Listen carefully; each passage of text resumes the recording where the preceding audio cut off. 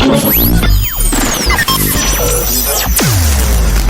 communication hub and literary arts center of Isabela. English Academy. An analogy describes the relationship between words. Subject, verb, or teacher. One and. English Academy. Tayo na sa Radyo Eskwela. Tayo na!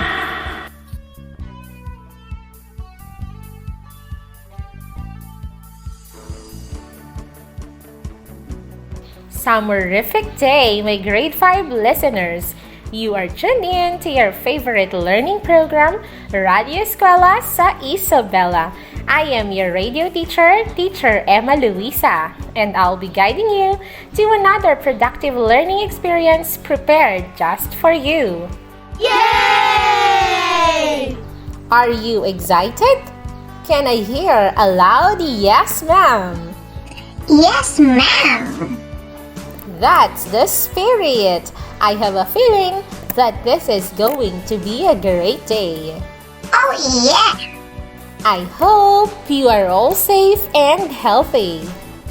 Make sure that you are in your most conducive and comfortable place for you to be able to listen well and participate actively in our discussion. Alright then, prepare your weapon of learning. Have your pen, notebook, module, or learning activity sheets with you.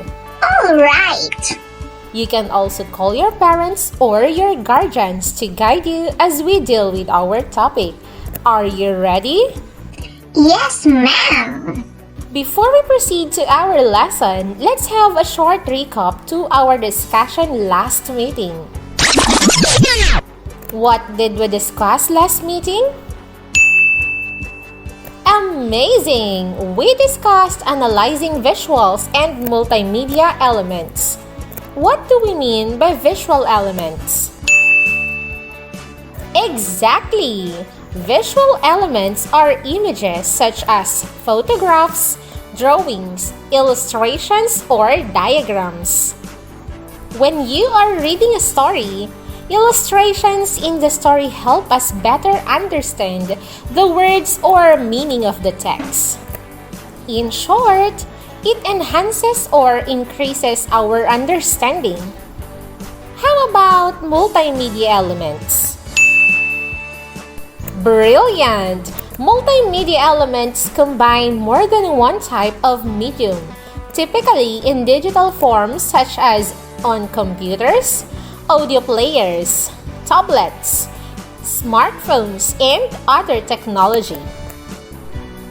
These elements help the reader to use human senses such as sight and hearing to experience what he or she is reading.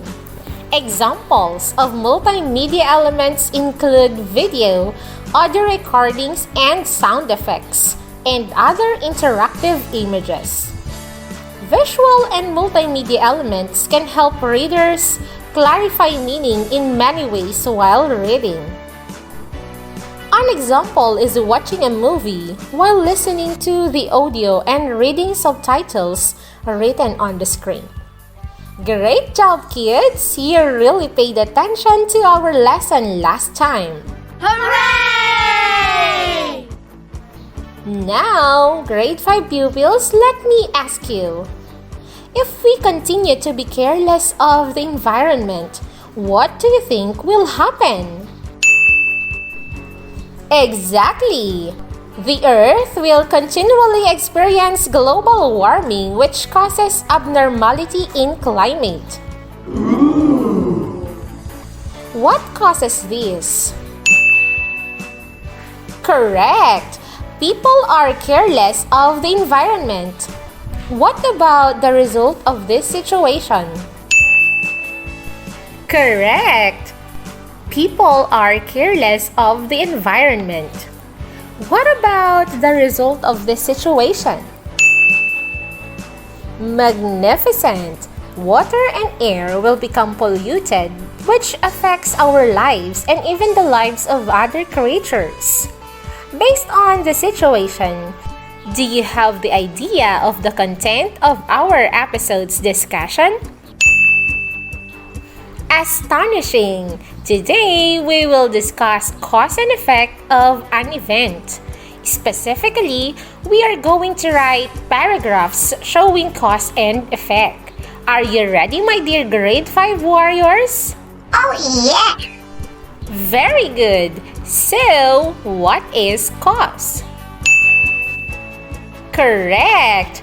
Cause is an action or event that makes something happen.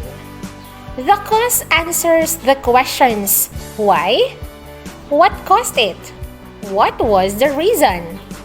What about the definition of effect? Magnificent! An effect is something that happens as a result of the action. Is that clear? Yes, ma'am.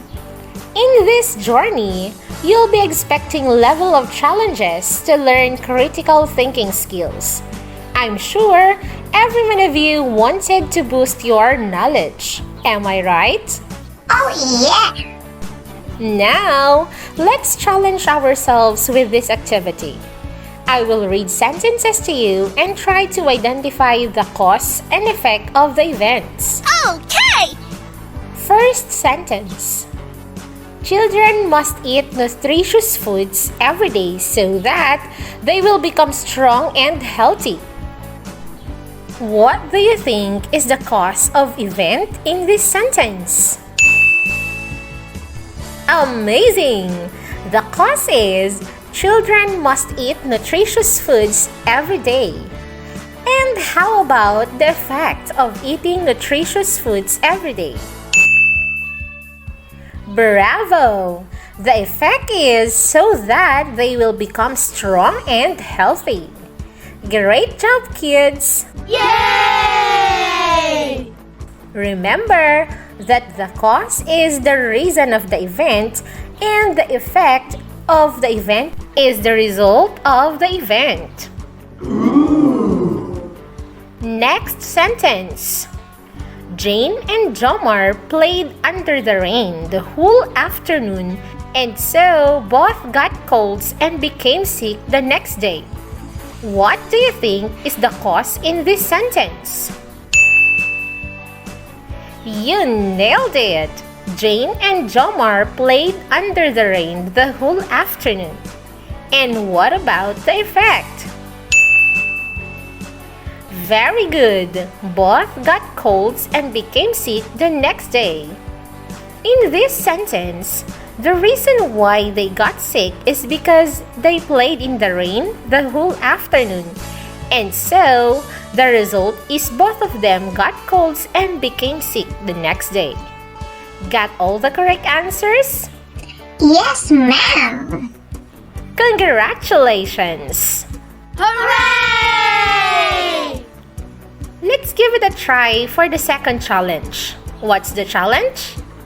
I'll be reading a paragraph, and as much as possible, you have to take note of important details to be able to answer the following questions. Is that clear? Oh yeah! Number 1. What causes several people to prefer salty snacks? Number 2. What snack do you think people who grew up with fruits and vegetables like? Number 3. Which sentences in the paragraph show cause? Number 4. Which sentences show effect? Did you get it? Yes, ma'am. Before I read the paragraph, what are the things to do and to remember? Exactly! Keep quiet and listen attentively. I will now read the paragraph. All right. There are several reasons why many of us choose our eating habits. Those of us who watch a lot of TV may attribute advertisements to our choice of snacks. On the other hand, The generation who grew up with fresh produce probably favors fruits and vegetables as a result. There are, however, some of us who, despite having access to fresh fruits and veggies, still reach out to a salty snack late at night. His choice may be due to our upbringing. As we can see, there are some of the reasons behind eating habits of some. I repeat, there are several reasons why many of us choose our eating habits. Those of us who watch a lot of TV may attribute advertisements to our choice of snacks. On the other hand, the generation who grew up with fresh produce probably favors fruits and vegetables as a result. There are, however, some of us who, despite having access to fresh fruit and veggies, still reach out to a salty snack late at night. His choice may be due to our upbringing. As you can see, these are some of the reasons behind eating habits of some. Did you listen well? Oh yeah! That's good to know. Let us now answer the following questions. Number 1. What causes several people to prefer salty snacks? You got it! The cause is because of the advertisement they watch in TV and because of their upbringing. Number 2. What snack do you think people who grew up with fruits and vegetables like? Nice one! The effect is they result in eating fresh fruits and vegetables. Number 3. Which sentences in the paragraph show cause? Right! These are the sentences that show cause. First, probably favors fruits and vegetables as a result, and still reach out to a salty snack late at night. Number 4. Which sentences show effect? Correct! These are the sentences that show effect. First, those who watch a lot of TV may attribute advertisements of our choice of snacks. Next, the generation who grew up with fresh produce. Lastly, due to our upbringing. You clearly learn that a cause-effect relationship describes something that happens and why it happens. Alright! Are you ready for the next challenge to continue our journey today? Yes, ma'am! I will read another paragraph and you have to identify the cause and effect. Okay! Again, please keep quiet and listen attentively. I will read now the paragraph. One negative effect of consuming too much sugar is it can cause illness and disease. For example, a study carried out by Stein and Smith 2014 found that even sugar in small amounts, such as the sugar put in tea or coffee, has an impact on the risk of developing cancers of the digestive system. Consuming too much sugar can also put people at risk of developing heart disease. According to the Journal of the American Heart Association 2013, eating large amounts of sugar will raise the amount of sugar in your blood, and this can lead to heart disease and heart failure. For these reasons, the amount of sugar in the diet should be considered very carefully. I repeat, one negative effect of consuming too much sugar is it can cause illness and disease. For example, a study carried out by Stein and Smith 2014 found that even sugar in small amounts, such as the sugar put in tea or coffee, has an impact on the risk of developing cancers of the digestive system. Consuming too much sugar can also put people at risk of developing heart disease. According to the Journal of the American Heart Association 2013, eating large amounts of sugar will raise the amount of sugar in your blood, and this can lead to heart disease and heart failure. For these reasons, the amount of sugar in the diet should be considered very carefully. Did you listen very well? Oh yeah! Great! What is the cause of event in the paragraph? Correct! The cause of event in the paragraph is consuming too much sugar. Then, what is the effect of consuming too much sugar? Amazing! These are the effects of events. First, illness and disease. Second, risk of developing cancer of the digestive system. Third, and risk of developing heart disease. Are you excited to continue our journey until the finish line? Yes, ma'am! As you reload your learning weapons to reach the finish line, let's pause for a while and reflect on our learning journey today. Do you buy the idea? Okay! Did you enjoy our discussion for today's episode? Oh yeah! What we have learned today? Exactly! It is about paragraphs showing cause and effect. What is cause of event again? Exactly! Cause is the reason of an event. What about the effect? Yes, effect is the result of an event. Great job, kids! You really listened attentively to our discussion today. Yay! I think you are now ready for your quiz. Get your paper and pen. Alright! Now, for your quiz, write a cause and effect paragraph using one effect with multiple patterns on any of the given topic. Write at least 5 sentences about coronavirus.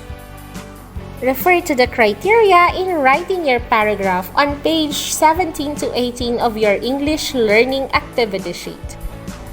You are given 3 minutes to do the activity. Your time starts now.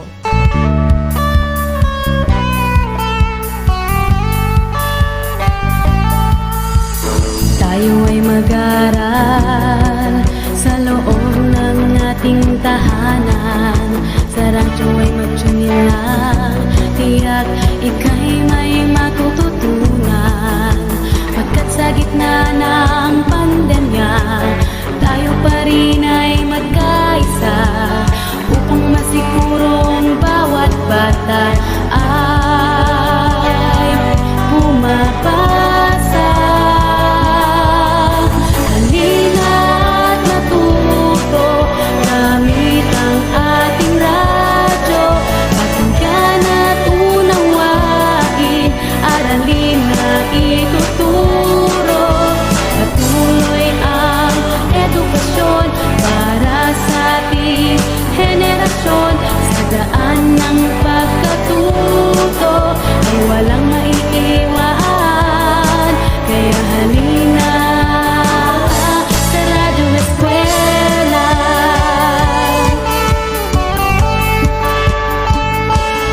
Pagkat kayo'y kinabukasan, ang pag-asa ng ating bayan. Isa pusong pagkatuto nang matupad ang pangarap mo. Pagkat sa gitna ng pandemya, tayo pa rin ay magkaisa, upang masigurong bawat bata ay bumabasa. Halina't matuto gamit ang ating radyo, pakinggan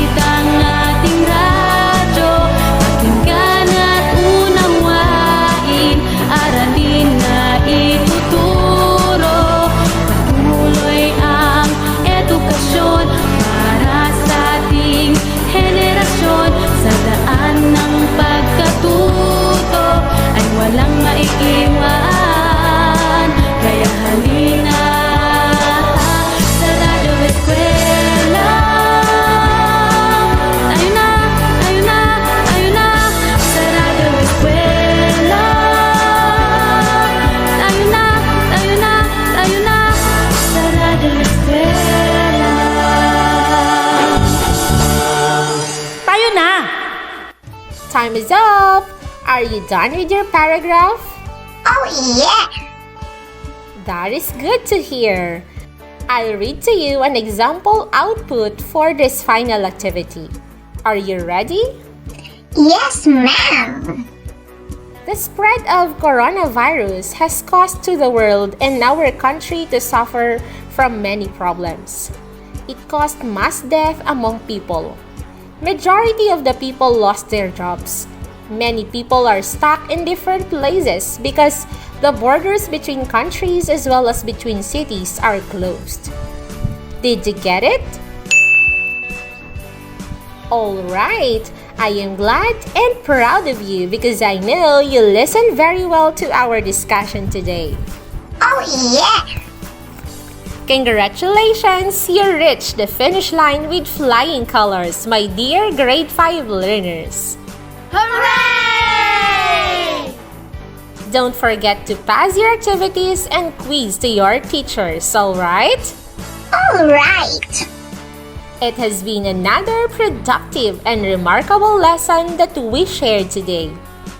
A big applause to you, my young learners, for your participation and discipline.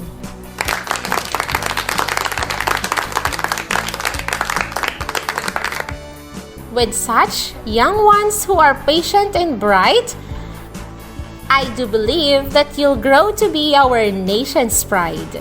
Yay! On behalf of the scriptwriter, Ma'am Catherine Joy Lacambra Rosaldo, together with the SDO Isabela RBI production team, I am your radio teacher, Teacher Emma Luisa M. Fernando, leaving you with a saying, the more that you read, the more things you will know. The more that you learn, the more places you'll go. Stay safe and healthy, everyone! Tayo na sa Radyo Eskwela. Tayo na! Patuloy ang edukasyon para sa ating henerasyon. Sa daan ng pagkatuto ay walang may iwan. Kaya halina sa Radyo Eskwela!